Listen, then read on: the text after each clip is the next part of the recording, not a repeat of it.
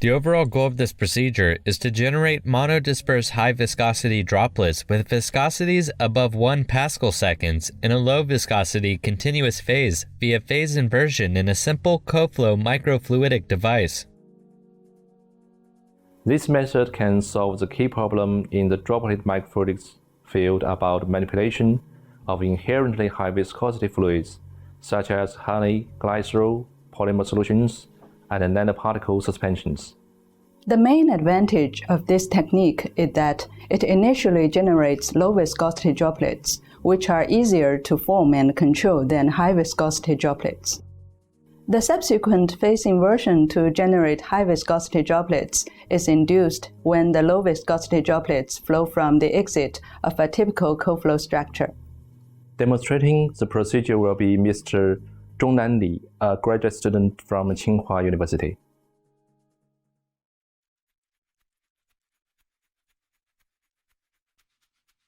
To begin preparing the device, use a tungsten carbide scriber to cut a 3 cm length of a round glass tube with an inner and outer diameter of 580 micrometers and 1 mm respectively.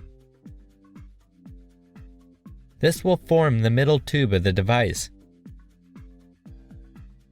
To make the inner tube of the device, cut a 2 cm length of a round glass tube with an inner and outer diameter of 200 and 330 micrometers respectively.